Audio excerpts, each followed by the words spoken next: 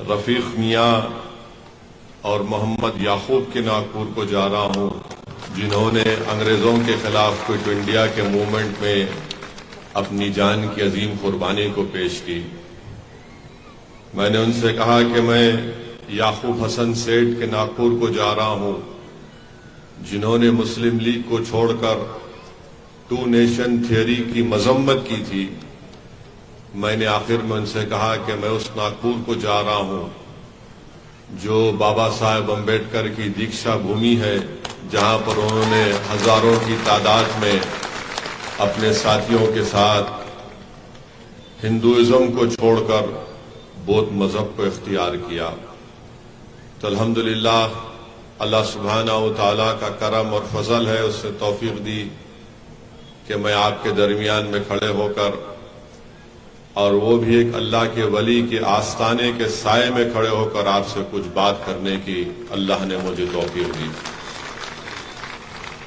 मेरे अजीज दोस्तों और बुजुर्गों, अभी आपने मुझसे कबल मजलिस इत्तेहादुल मुस्लिमीन के तर्जुमान से तफसीली गुफ्तगू उनकी सुनी। मजलिस के जिम्मेदारों ने अपनी जबान से सच्चाई को बयान किया। हमारे working president doctor Gaffar Qadri साहब ने उन तमाम अहम चीजों को आपके सामने रखा। मैं सिर्फ आपके दरमियान में इसलिए खड़ा हूं कि आपको ये बताने के लिए कि अभी आपके सामने शकील पटेल साहब ने और डॉक्टर गफ्फार कादरी साहब ने इस बात को रखा कि नागपुर शहर में कई स्लम इलाकों को, झोपड़ पट्टियों को यहां की एडमिनिस्ट्रेशन ने, यहां की सरकार ने उनको रेगुलाइज किया और उनको हक मिल्कियत उनको अता की गई, उनको दी गई। मगर अफसोस इस बात का है कि जहां पर मुसलमान आबाद हैं, वहां पर उनको वो मिल्कियत का कागज उनको नहीं दिया जाता है। अब लोग कहेंगे, जो खास मेरे मुखालिफीन हैं, जिनको लगता है कि असदुद्दीन ओवैसी जब कभी तकरीर करता है, भाषण देता है, तो वो भड़काऊ भाषण देता है। मुझे उसकी कोई फिक्र नहीं है, क्योंकि जब मैं तकरीर करता हूं तो अल्लाह से यही दुआ करता हूं कि रब्बे करीम तो मुझसे, मेरी जबान से सच्चाई को बयान करने की तौफीक अता फरमा। मैं हमेशा अल्लाह से ये दुआ करता हूं कि अल्लाह, मैं जालिमों के डर से अपनी जबान को बंद ना कर लूं, बल्कि सच्चाई को बयान करूं। और सच्चाई आप मुझसे बेहतर जानते हैं कि सावित्री भाई फूले जो झोपड़पट्टी है, वहां पर सर्टिफिकेट दे दिया गया लीज का। सोनिया गांधी के नाम से जो झोपड़पट्टी है, वहां पर इंसाफ कर दिया गया। नंदनवन झोपड़पट्टी है, वहां पर आपने कर दिया। अब ताजाबाद का जब नाम आता है तो इनके पेट में दर्द शुरू हो जाता है और लीज का कागज नहीं देंगे। क्यों नहीं देंगे? क्योंकि बड़ी तादाद में यहां पर मुसलमान बसते हैं। फिर 50 साल से धोबी नगर है, झोपड़पट्टी है, वहां पर नहीं करेंगे। माजरी का इलाका है, वहां पर नहीं करेंगे। ताजनगर है, वहां पर नहीं देंगे। बंजारा बस्ती है, वहां पर नहीं देंगे। तो फिर ये आखिर ये तासुब क्यों, ये भेदभाव क्यों? अगर देना है तो सबको दो। जब गरीब की गरीबी को बुनियाद बनाकर उसको इंसाफ करना चाहते हैं, तो फिर आप भेदभाव क्यों कर रहे हैं? भेदभाव तो आप कर रहे हैं कि आपको सत्ता में आप बैठकर आपकी आंखें कमजोर हो जाती हैं जब नाम मुसलमान का आता है। ये इनकी तासुबियत है, ये इनकी नफरत है। और फिर आप देखते हैं कि नागपुर में 2 डेवलपमेंट अथॉरिटी है, एक महानगर पालिका है और दूसरा नागपुर इंप्रूवमेंट ट्रस्ट है। एनआईटी तो डेवलपमेंट के नाम पर पैसे ले लेती है कि यहां पर रोड बनाएंगे, सीवरेज लाइन बनाएंगे, पानी की लाइन बनाएंगे, मगर जहां पर मुसलमान और दलित लोगों की आबादी है वहां पर डेवलपमेंट नहीं किया जाता, पीने का पानी साफ नहीं आता। फिर ये भेदभाव क्यों? जब आप डेवलपमेंट के नाम पर टैक्स कलेक्ट कर रहे हैं तो आप सबको सहूलतें फराहम करिए, और जब नहीं करते और हम बयान करते हैं, हमारे जिम्मेदार मजलिस के इसकी आवाज उठाते हैं, तो इनको लगता है कि ये कौन है जो हमको ललकार रहे हैं।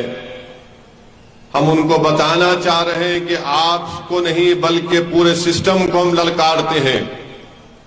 हम नाइंसाफी के खिलाफ आवाज बुलंद करते आए और आवाज बुलंद करते रहेंगे।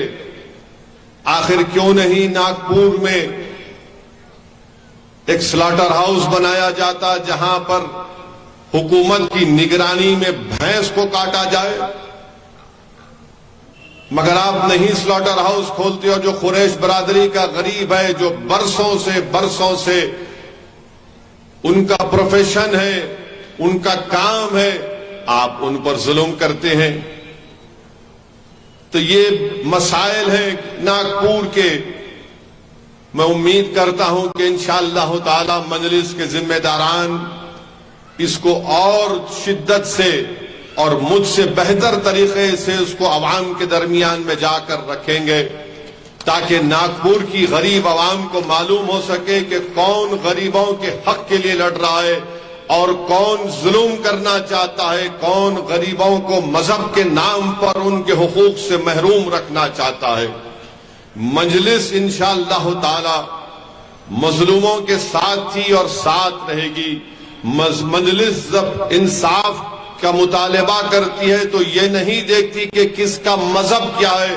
मजलिस ये देखती है कि जो कमजोर है वो हमारी आंखों में ताकतवर है, जो लाइन में सबसे आखिर है उसको लाइन में सबसे आगे लाना, ये हर मजलिसी का नस्बुल ऐन है। तो मेरे अजीज दोस्तों और बुजुर्गों, मेरी आपसे गुजारिश है कि नागपुर में आपने पहले जो बल्दिया के इंतखाबात हुए थे, आपने मजलिस के उम्मीदवारों को अपने वोट से नवाजा। मैं आपका फिर से शुक्रिया अदा करता हूं और आपसे इस बात का मुतालबा करता हूं, आजीजाना गुजारिश करता हूं कि आप मजलिस को अपनी दुआओं से, अपनी सरपरस्ती से मजलिस इत्तेहादुल मुस्लिमीन को मजबूत करिए, ताकि यहां पर गरीबों और मजलूमों की एक आवाज रहे। और याद रखिए कि जब तक आप अपने वोट से, अपने इत्तेहाद से अपनी आवाज को नहीं पैदा करेंगे, आपके मसाइल हल होने वाले नहीं हैं। और आज आप देखते हैं कि महाराष्ट्र में डॉक्टर गफ्फार कादरी साहब ने भी इसका जिक्र किया। महाराष्ट्र में आप देखते जाइए कि कैसे यहां पर फिरकाना फसादात, कम्युनल राइट्स में इजाफा हो रहा है। मालेगांव हो, नांदेड़ हो, अमरावती हो, मुनखेड़ हो। 2 अप्रैल 2022 में जलगांव में, इस साल अप्रैल में नगर में, औरंगाबाद में, अकोला में। और हद तो ये हो गई कि डॉक्टर साहब मुझे बता रहे थे कि अकोला में मरकजी मस्जिद पर हमला किया गया, मरकजी मस्जिद के अंदर घुसकर किताबों को जला दिया गया।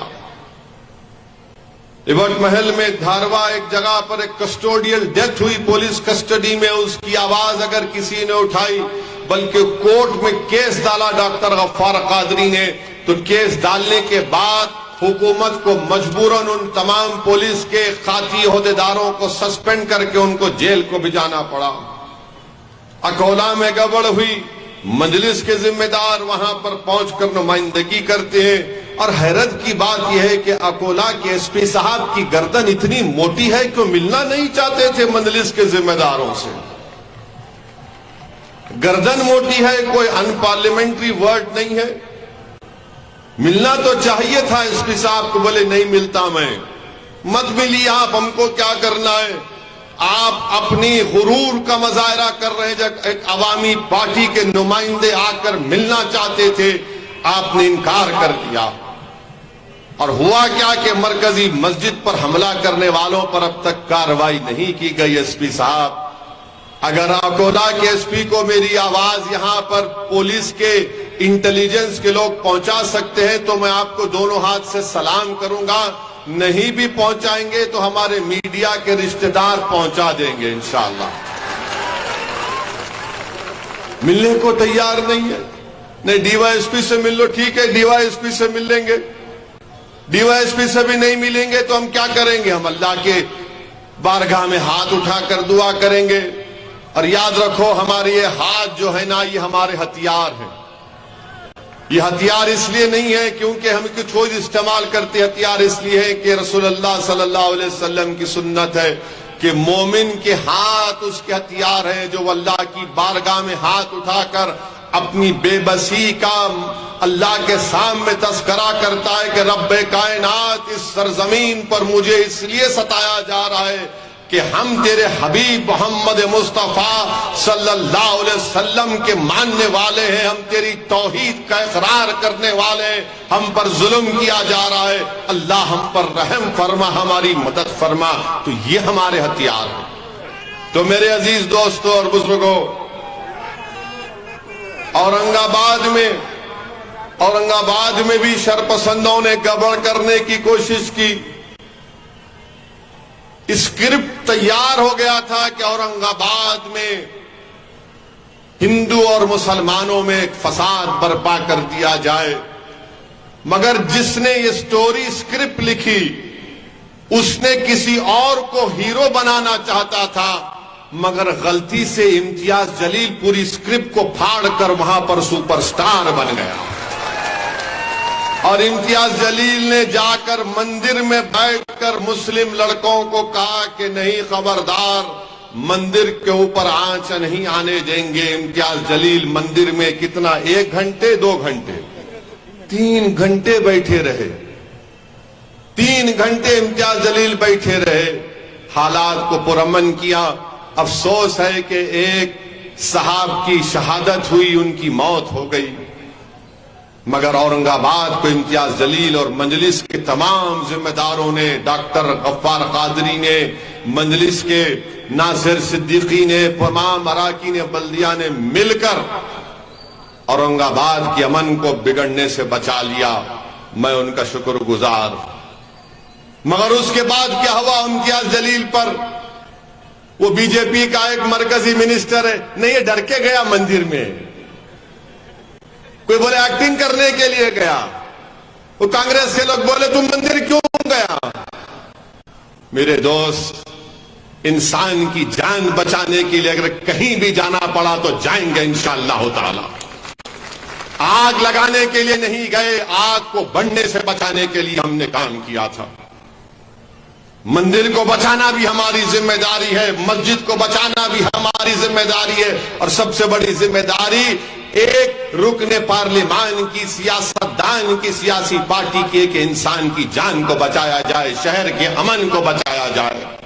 वो काम औरंगाबाद में किया, मगर अफसोस कि अकोला में ऐसा हुआ। मुख्तलिफ मुकामात पर फसादात हो रहे हैं महाराष्ट्र में। ये फिक्र का लम्हा है, जो हुकूमत है उनको सोचना चाहिए कि क्यों हो रहा है। शिंदे और फडणवीस की ये जो जोड़ी है, इनको सोचना चाहिए कि ये क्यों हो रहा है। और अफसोस मुझे इस बात का होता है कि महाराष्ट्र में 50 ऐसे जलसे हुए,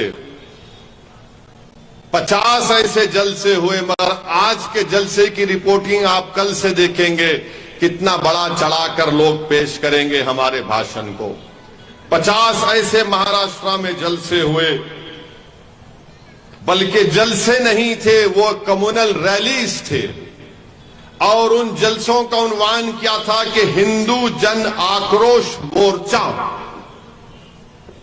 ये पूरे के पूरे आरएसएस के इशारे पर ये तमाम 50 ये कम्युनल रैलीज महाराष्ट्र में हुए, जिसके जलसों में सिर्फ और सिर्फ किसी एक समुदाय के खिलाफ अगर जहर उगला गया तो मुसलमानों के खिलाफ, जिसका जिक्र सुप्रीम कोर्ट में भी हुआ हालिया दिनों में।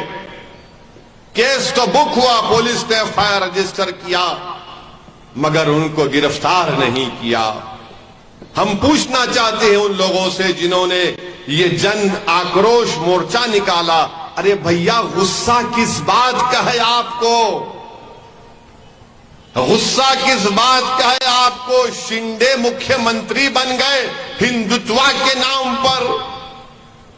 मोदी ने कहा कि मैं हिंदू राष्ट्रवादी हूं तो मैं प्रधानमंत्री हूं, तो आपको आक्रोश किस बात का है? मुख्यमंत्री आपका, डिप्टी चीफ मिनिस्टर आपका, होम मिनिस्टर आपका, सत्ता आपकी, मुंबई में महाराष्ट्र में सरकार आपकी, दिल्ली में 9 साल से सरकार आपकी, फिर से आक्रोश कैसा आपका? जन आक्रोश मोर्चा। तो मालूम हुआ कि मकसद एक ही था कि मुसलमानों को बदनाम करो, मुसलमानों का खौफ पैदा करो, मुसलमानों से नफरत पैदा करो, ताकि 2024 का जब पार्लियामेंट का इलेक्शन आ जाए तो हमारी रोटी उस पर सेक कर खा जाए उसको। कौन सा जन आक्रोश है आपको बताइए आप मेरे अजीज दोस्तों और बुजुर्गों। महाराष्ट्र में शिंदे की सरकार और फडणवीस की सरकार और उस 50 कम्युनल रैलीज में लव जिहाद पे बात हो रही है। अरे कोई शादी किससे करेगा? आप कहीं को बीच में डंडी मार रहे। कानून के मुताबिक 18 साल 21 साल मुझे पसंद नहीं होगा, ठीक है, मुझे नहीं पसंद होगा, मगर मैं कैसे रोकूंगा उसको? नहीं, हम 50 हिंदू जन आक्रोश मोर्चा के जरिए गालियां देंगे। अरे भाई आप लव जिहाद कहां है? लव में जिहाद का होता है प्यारे, लव में लव ही होता है। ये मोहब्बत से नफरत करने वाले आप कब से पैदा हो गए? ठीक है आप शादी नहीं करते मत करिए, मगर अगर कोई मोहब्बत कर रहा है तो कम से कम कबाब में हड्डी तो मत बनिए। नहीं, लव जिहाद हो रहा है। कहां हो रहा है? तुम्हारा मुख्यमंत्री है, बोलो उसको लाओ, डेटा लाके बताओ, 2 डेटा लाके बताओ कितना लव जिहाद हुआ है। बताओ, डेटा लाओ, जनता के सामने लाके रखो, ये डेटा है, ये सरकार का डेटा है। बताओ, मैं चैलेंज कर रहा हूं फडणवीस को, जो पूरा खेल खेलते हैं, कराओ आप, लाओ, महाराष्ट्र की जनता के सामने रखो फडणवीस साहब, ये लव जिहाद का जो तुम खड़ा किए, बताओ क्या डेटा है? कोई डेटा नहीं है, मगर नफरत फैलाना है। जो कोई भी आता खड़े होकर गाली देता, बस खाली बकवास, अनाप शनाप बकते हैं और कुछ नहीं होता। कोई केस नहीं बुक, केस बुक होता, मगर कभी उनको ले जाकर जेल नहीं लेकर जाते, खाली केस बुक कर दिया। हाँ, hate speech 153A FIPC book कर दिया, उसके बाद क्या? नहीं, हम सोचेंगे 41 की CRPC नोटिस देंगे। माने पूरा माहौल बकदर कर देते हैं और मासूम हिंदू भाइयों बहनों को दलित मुसलमान ऐसा कर रहे हैं। अरे डेटा है तो पहुंचाओ, सामने लाओ। और फिर आप लव जिहाद भी बोलते और बोलते यूनिफॉर्म सिविल कोड भी लाएंगे। जब यूनिफॉर्म सिविल कोड आएगा तो फिर ये कहां जाएगा? फिर बताओ। इसके बारे में कोई जिक्र नहीं करेंगे। मेरे अजीज दोस्तों और बुजुर्गों, मेरी सद्दा और मां और बहनों, मकसद एक ही है, मकसद एक ही है कि नफरत पैदा करो। अच्छा, ये सब हो रहा था, ये 50 जलसे हुए, क्या उद्धव ठाकरे कुछ बोले? क्या पवार साहब कुछ बोले? क्या कांग्रेस के जितने जो नेता अभी बचे हुए हैं वो कुछ बोले? नहीं, कुछ नहीं बोले। क्यों नहीं बोले? अरे कुछ बोलेंगे तो खामखा वो वोट जो आ रहा हमको नहीं मिलेगा। अब आप बताइए, इसमें फिरका परस्ती को कौन बढ़ा रहा है? मैं जो आपके सामने खड़ा हूं, इन तमाम पार्टीज ने यह तय कर लिया कि सबसे बड़ा मुजरिम अगर है तो ओवैसी है। इसकी वजह से होता है, इसकी वजह से यह होता है। और जो सेकुलर पार्टी के जो गुलाम हैं, जो सेकुलरिज्म के पुजारी हैं, जिनकी जबान नहीं थकती मुझे गाली देते देते, बताओ तुमने अपनी जबान को क्यों नहीं खोला इन तमाम जब जलसे हो रहे थे। गाली दो मुझे, इल्जाम लगाओ, कोई फर्क नहीं पड़ता, क्योंकि मेरी खबर में तुम आने वाले नहीं, अशर के मैदान में ना तुम आने वाले। मगर जितना तुम गाली दे रहे, याद रखो मैं तो खुश होता हूं, क्योंकि तुम्हारे अच्छे अमाल इंशाअल्लाह उस मैदान में मेरे पास आ जाएंगे, अगर है तो तुम्हारे पास। गाली दो मगर बोलो तो सही। नहीं, 1940 में ऐसा हुआ था, जंगे आजादी में ऐसा हुआ था, संविधान में ऐसा कर दिया गया था। अरे तारीख को पढ़ना है ना तो खुल के पढ़ो। मैं तुम्हारे सामने खड़े होकर, नागपुर की आवाम के सामने खड़े होकर तारीख को बयान कर रहा हूं। जब मौलाना अबुल कलाम आजाद रहमतुल्लाह अलैह दस्तूर साज असेंबली में संविधान आईन बन रहा था, उस वक्त वो और मौलाना हिफ्जुर रहमान रहमतुल्लाह अलैह जब कभी भी उठकर बोलते कि मुसलमानों को रिजर्वेशन मिलना चाहिए, मुसलमानों को रिजर्वेशन मिलना चाहिए, तो सरदार पटेल क्या करते थे मालूम आपको?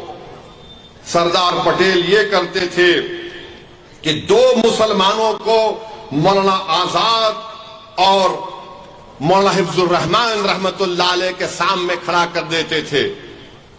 वो कौन थे? का नाम पटेल था, एक का नाम बेगम साहिबा था। और ये लोग खड़े होकर क्या बोलते थे? मौलाना आजाद और हिफ्जुर रहमान मुसलमानों को अक्सरियती तबके से मिलने नहीं देना चाहते हैं। तो आज भी वही बात कही जा रही है असदुद्दीन ओवैसी से कि ओवैसी मुसलमानों को मेन स्ट्रीम में आने से रोकता है।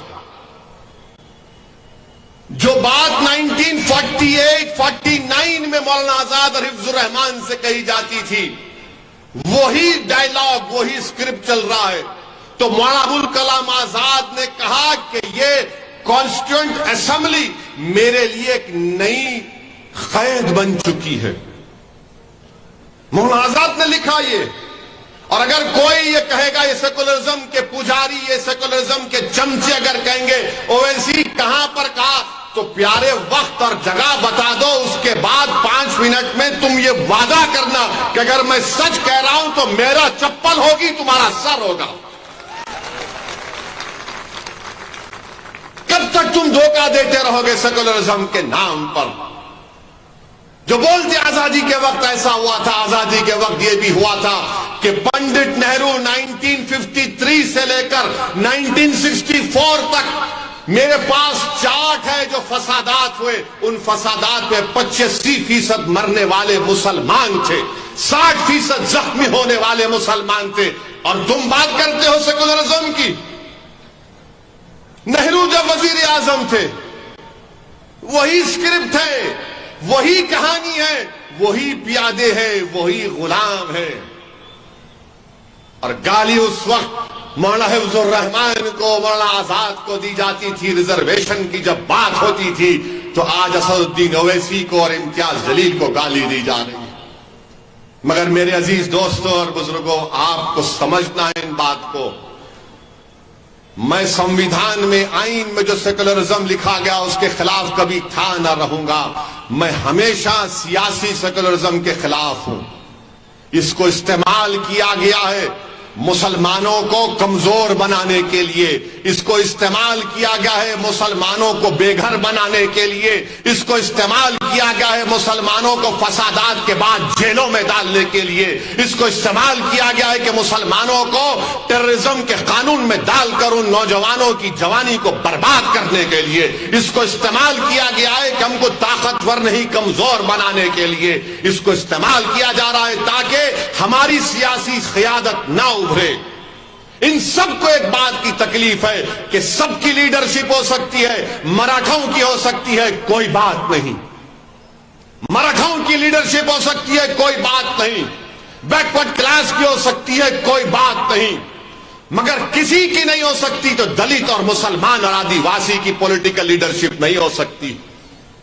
सबका लीडर हो सकता है मगर मुसलमानों का कोई लीडर नहीं हो सकता। और मैं कह रहा हूं कि मैं लीडर नहीं बनना चाहता हूं। अल्लाह गवाह है, मैं इस पाक औलिया अल्लाह के आस्थाने के सामने खड़े होकर कह रहा हूं, अल्लाह मेरे दिल का हाल जानता है, मैं मुसलमानों का लीडर नहीं बनना चाहता हूं। मेरी जिंदगी अल्लाह जब तक मुझे जिंदा रखेगा, मेरी कैन ख्वाहिश है कि तुम लीडर बनो, तुम कायद बनो, तुम सिपह सालार बनो। आपको लीडर बनना है।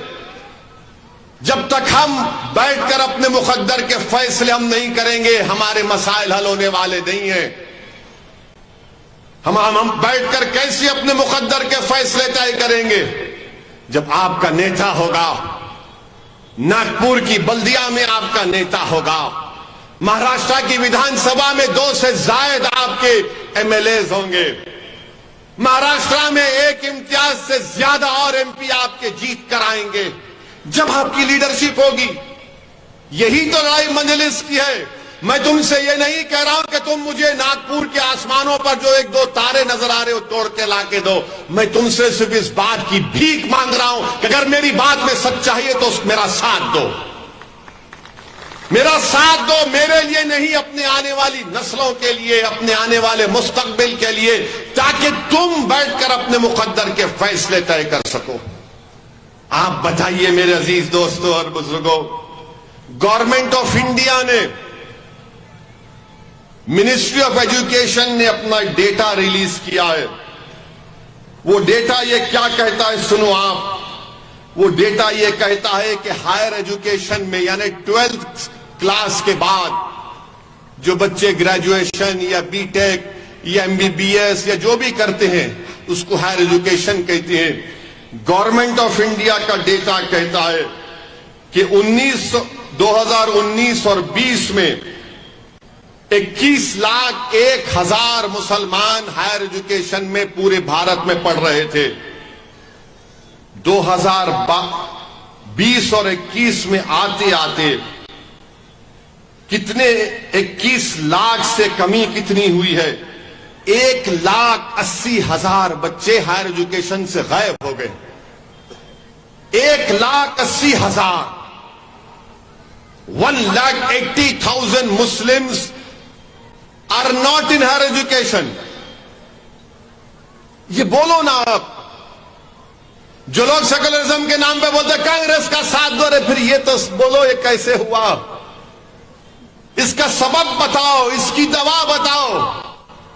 1 साल में 1,80,000, यानी हमारा हायर एजुकेशन में मुस्लिम बच्चे 5.45% थे, वो गिरकर 4.64 हो गए। सबसे नीचे अगर कोई आखिर में कोई है एजुकेशन में तो मुसलमान है। मुसलमान यार, आपको मालूम कि सबसे ज्यादा हायर एजुकेशन मुसलमान से आगे हमारे दलित भाई, हमारे आदिवासी भाई, हमारे ओबीसी भाई, और सबसे नीचे कौन है? मुसलमान। और सबसे ऊपर कौन है? Upper caste. 45% अपर कास्ट के लोग हायर एजुकेशन में। अब बोलो सेकुलरिज्म का बाजा बजाओ। ये जो सेकुलरिज्म के पुजारी हैं जो हारमोनियम लेकर खाली राग गाते हैं, सेकुलरिज्म सेकुलरिज्म, बोलो ये क्या है? ये 1,80,000 बच्चे सिर्फ 1 साल में हायर एजुकेशन से मुसलमानों के गायब हो गए। और कहां से गायब हो गए? इंस्टीट्यूट ऑफ नेशनल इंपॉर्टेंस में, पब्लिक फंडेड स्टेट यूनिवर्सिटीज में, गवर्नमेंट एडेड डीम्ड यूनिवर्सिटीज में, जो सेंट्रल यूनिवर्सिटीज के कॉलेजेस हैं उसमें नंबर गिर गया, जो स्टेट यूनिवर्सिटीज के कॉलेजेस हैं उसमें मुसलमानों का नंबर गिर गया।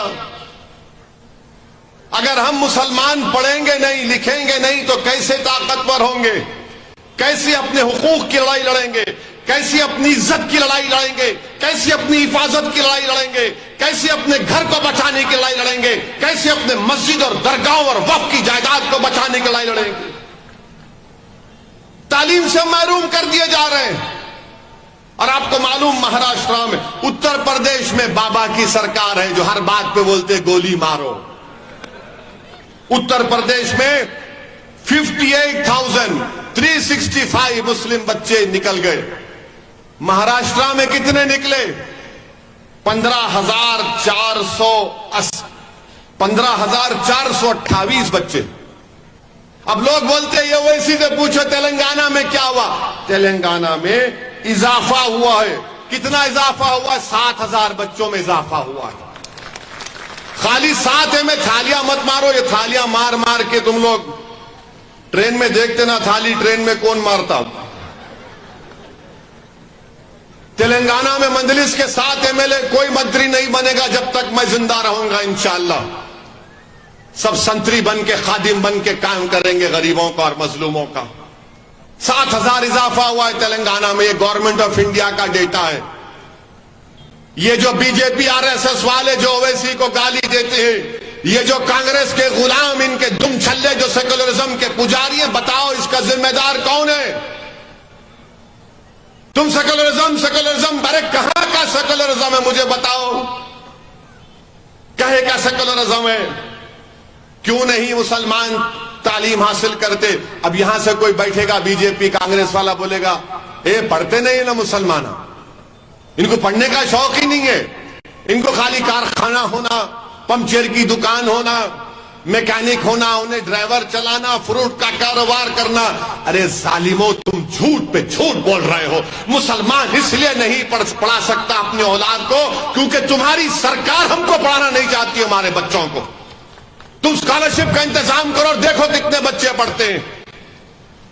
आप बोलेंगे कहां से बोल रहे हैं तुम? तेलंगाना में मुस्लिम बच्चे और बच्चियां गवर्नमेंट की मजलिस की नुमाइंदगी पर तेलंगाना में 65,000 के करीब मुस्लिम बच्चे और बच्चियां 6ठी जमात से 12वीं जमात तक गवर्नमेंट के रेजिडेंशियल स्कूल में पढ़ती हैं।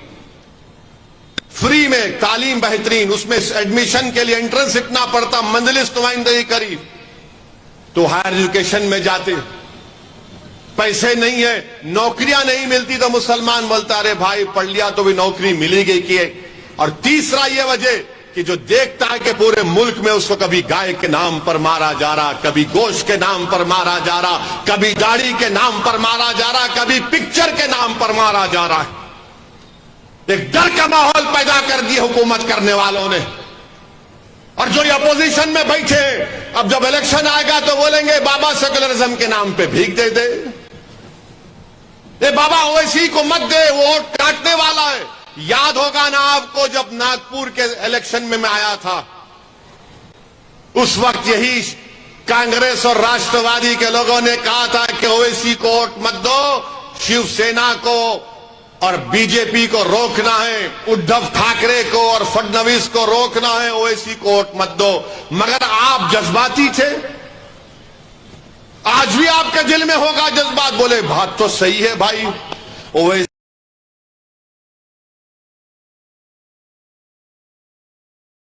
तो बात आपने कांग्रेस राष्ट्रवादी को दिया। उसके बाद क्या हुआ? जिसको डरा कर वोट आपसे लिया, अचानक महाराष्ट्र में आपने देखा कि शादी 2 के दरमियान में होती थी, अब 3 के दरमियान में शादी हो गई। उद्धव ठाकरे, पवार और कांग्रेस के कौन, अभी तो नेता कौन नहीं मार, हाँ नहीं वो कोई भी है, तीनों मिलके निकाह कर लिए। 2 का निकाह होता था, 3 का हो गया। इसमें दूल्हा कौन दुल्हन कौन आप पूछ लो, मेरे को नहीं मालूम। अच्छा, उससे पहले सुबह 5 बजे फडणवीस और पवार साहब के भतीजे अचानक निकाह कर लिए। फिर चंद घंटों के बाद या खुला हुआ या तलाक हुआ, नहीं मालूम। मगर गाली हमको देते नहीं, इन्हें ये दाढ़ी वाला, ये शेरवानी परेशानी है। मेरे अजीज दोस्तों और बुजुर्गों, कब तक आप इसी तरह वोट डालते रहेंगे? आपका इख्तियार है, आप जिसको चाहे दे ना दे, आपका इख्तियार है। मगर कभी तो सोचो, मैंने तुम्हारे सामने मौलाना अबुल कलाम आजाद को को कोट किया कि मौलाना आजाद ने कहा था 1949 में मौलाना आजाद ने कहा था कि ये मेरे लिए एक नई जेल बन चुकी है। वही सिलसिला चल रहा है, वही सिलसिला चलता रहेगा। मैं मर जाऊंगा, जमीन में मेरी जिस्म की हड्डियां कीड़े मकोड़े खा लेंगे उसको, मगर यही इस्तेसाल चलेगा, यही धोखा चलता रहेगा। जिस दिन आप एक बार मुत्तहिद होकर बेखौफ होकर अपने वोट का इस्तेमाल करेंगे, जैसा कि औरंगाबाद की आवाम को मैं सलाम करता हूं, लाख कोशिश कर लिए मगर औरंगाबाद के हिंदू मुसलमान दलितों ने कहा कि अब की बार इम्तियाज, और दोबारा इम्तियाज उन्होंने फैसला ले भी लिया। आप कब तक नहीं लेंगे?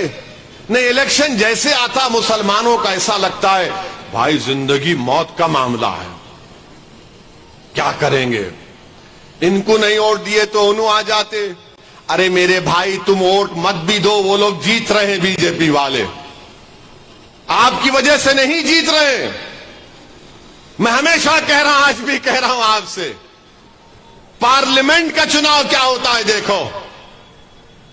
मेरे अजीज दोस्तों और बुजुर्गों, अपनी लीडरशिप को पैदा करो। अगर आप मुझे पसंद नहीं करते तो किसी और को खड़ा कर लो मेरे भाई, मगर कोई तो हो जो तुम्हारी लड़ाई लड़ सके। अरे महाराष्ट्र की सियासत में किसानों के नेता हैं, दलितों के नेता है, आदिवासियों के नेता है, मराठों के नेता है, बैकवर्ड क्लास के बरादरियों के नेता है। तुम्हारा कौन है नेता बताओ? अरे जो चुनाव आने के बाद जो लोग मसाजिद से ऐलान करते हैं कि सेकुलरिज्म के नाम पर वोट दो, अरे आप खुद लीडर बन जाइए ना, चुनाव लड़िए आप, मैं आपके लिए काम करने को तैयार हूं। मगर ये कब तक ऐलान करके आप अपना नुकसान कर रहे हैं? नई पार्लियामेंट की बिल्डिंग बना दिए मोदी जी, अब नई पार्लियामेंट बनेगी, उसमें जाएंगे। नई बिल्डिंग तो बन गई, जरूरत भी थी नई बिल्डिंग की, मगर उसमें कौन तुम्हारी आवाज को उठाएगा? कब तक तुम मुझे मेरी तरफ देखोगे, इम्तियाज जलील की तरफ देखोगे? अरे हम इंसान है भाई, हम कभी ना कभी ये चिराग गुल हो जाएगा, हम दुनिया से चले जाएंगे।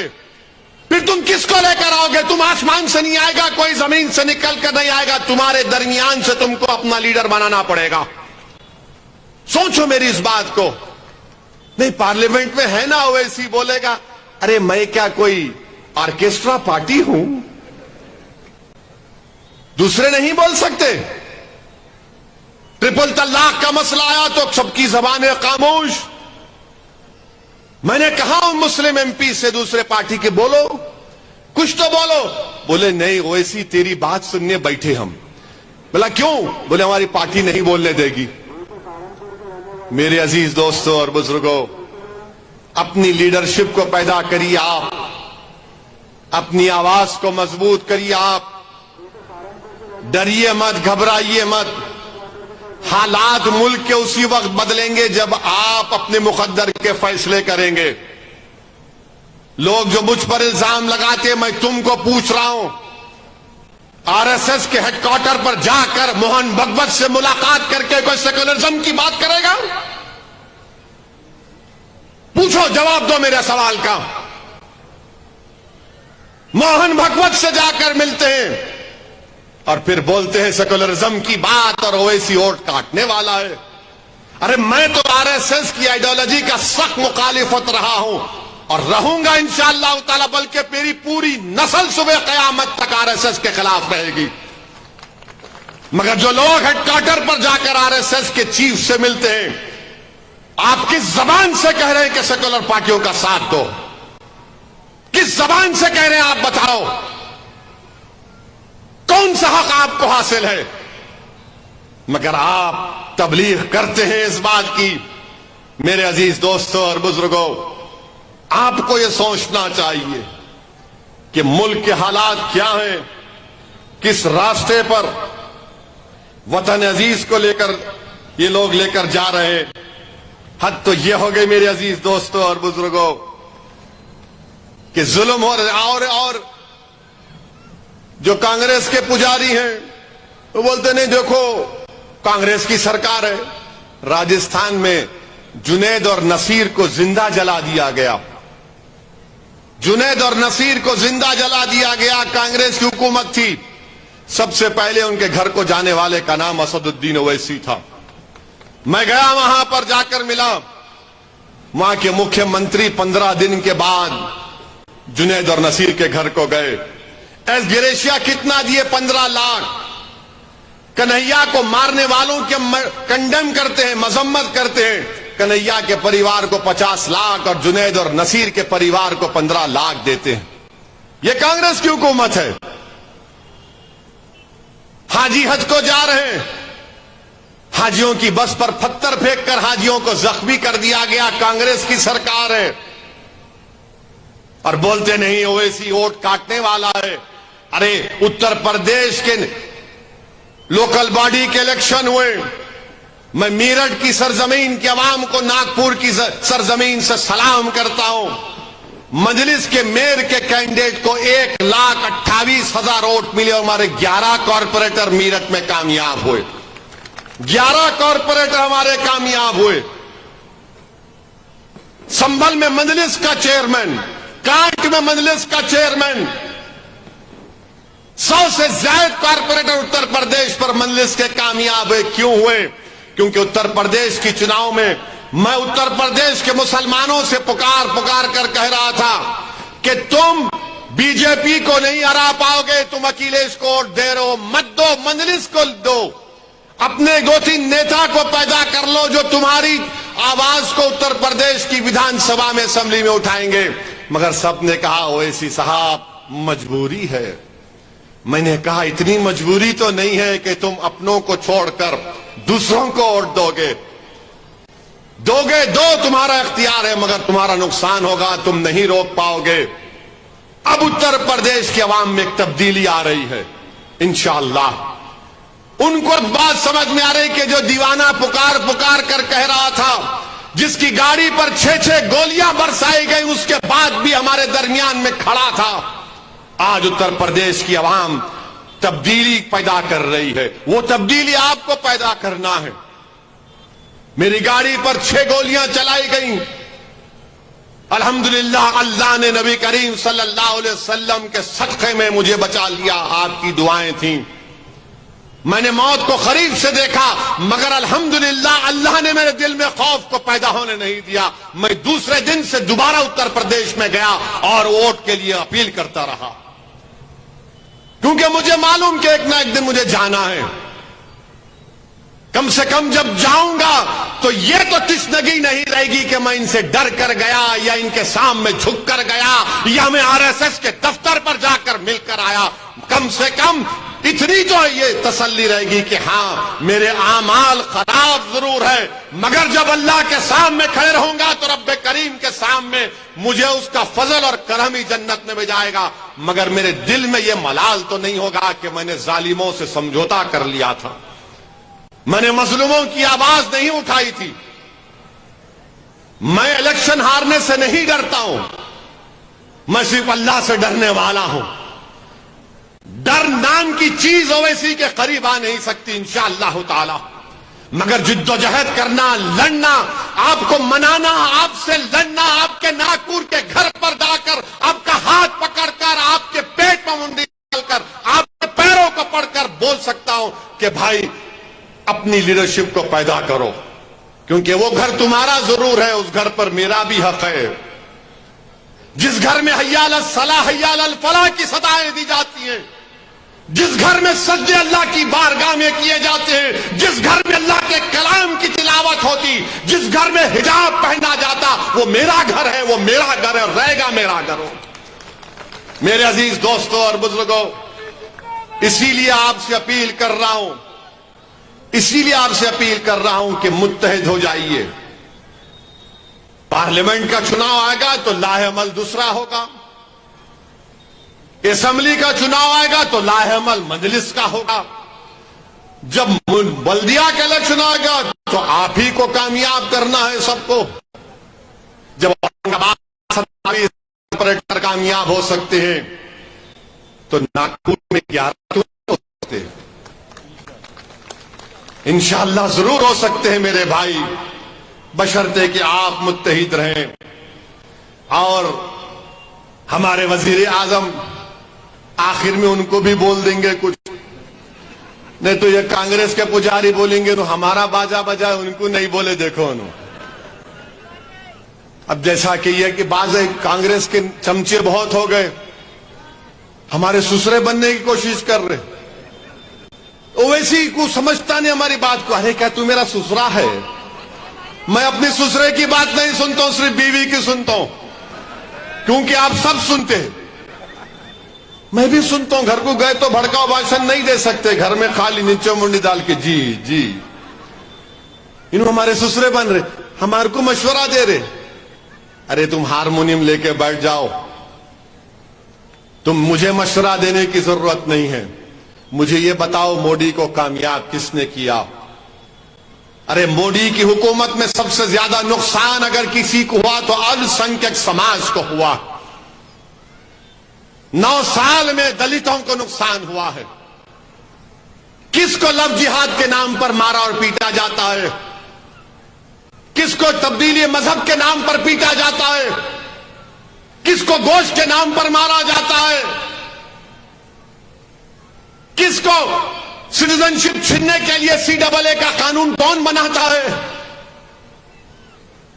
कौन बनाता है बताओ मेरे भाई? सबसे ज्यादा तो यही हो रहा है। UAPA का कानून बनाया गया, अमित शाह ने बनाया। उस कानून में अगर जेलों में सड़ रहे तो सबसे ज्यादा दलित, आदिवासी और मुसलमान।